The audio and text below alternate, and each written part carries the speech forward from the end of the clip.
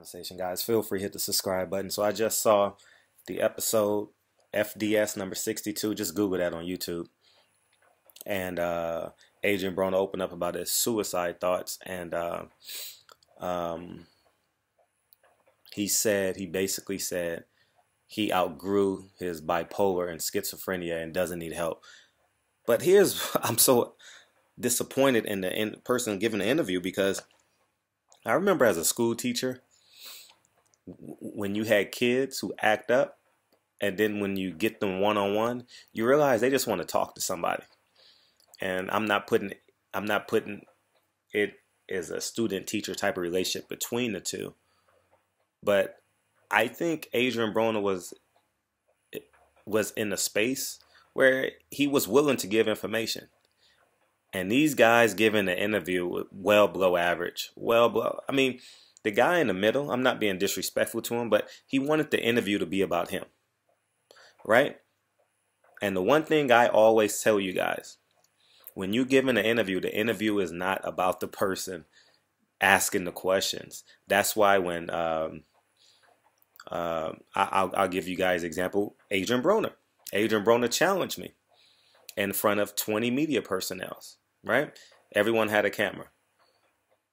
I could have turned up. I could have, but I said something to keep the conversation going. I didn't re-challenge the man and make it about me. That's one of the greatest things about being a person who does interviews. You don't want it to be about you, and you want to turn it into a conversation. Now, I will give them credit. There's some level of comfort, but we didn't get the information we wanted. Well, we got some information, but it irked me. You know what I'm saying? Because Adrien Broner wanted to talk about his issues, and that kid in the middle literally was the center of attention in this interview. Adrien Broner was the co-star in this interview. Adrien, oh man, we could have got some answers too, for real, and dove into his psyche. You understand what I'm saying? I genuinely believe Fight Week is a terrible week to discuss these things in depth. I mean, if Adrien Broner wants to talk about it, I'll be glad to discuss it with him. But I want to keep him as the alpha male, so I won't be how I would say, pressing these questions. Believe me, guys, I want to ask these questions Fight Week, but I won't be pressing them because I want to keep him the alpha male. I want to keep him sharp, because based off his recent past experience, he's an emotional case. And I'm pulling for Adrien Broner. You know, like, my spirit wants Adrien Broner to win this fight. My money is not going to bet on Adrien Broner for this fight. You know what I mean? If Vegas has this shit under 2-1, I'm going to win. I'm going to bet at least $1,000 on Jesse Vargas. And that's just what I believe. That's just what I feel. But getting back to this interview, it left me clamoring for more. You know what I'm saying?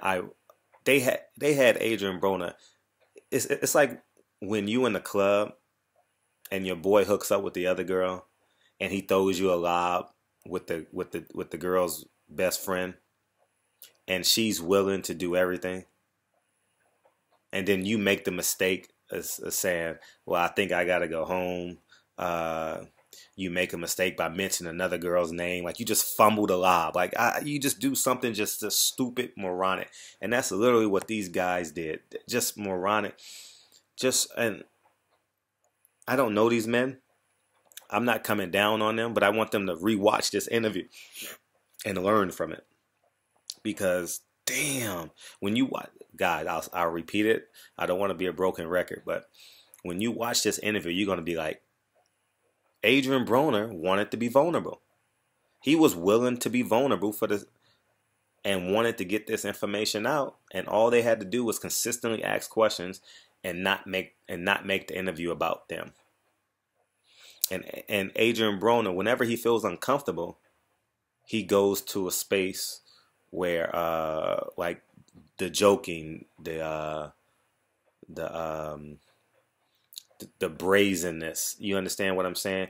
And they fall right into it every time. Don't hit me. Don't hit me. What are you talking about? Don't hit me.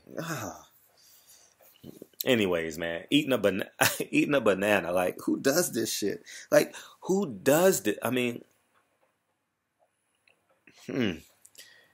damn. And it's sad when the interviewee is disappointed they didn't get the information out that they wanted to get out in the interview when they give a person a lob. You understand what I'm saying? So anyways, man, Barbershop Conversations. Go watch the interview. I think Adrien Broner, I'll delve in that probably a little later, probably in another video about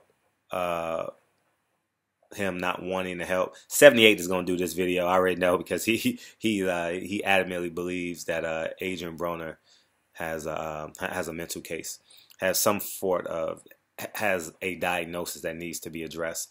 So 78 will do this. We'll talk about that. I'll talk about it in another video. I got my kids today, so I only got like 5 to 10 minutes. So anyways, man, Barbershop Conversations, man. Feel free to hit the subscribe button. But Google FDS number 62, and it'll give you some more insight as to Adrien Broner. But I'm completely disappointed. Completely disappointed in the people giving the interview. Like, oh, man. Anyways, man, I don't know them. Maybe I'll meet them someday, but they completely dropped the ball, dropped the lob. Anyways, man, Barbershop Conversations, man. Feel free to hit the subscribe button. Talk to you guys soon. Peace.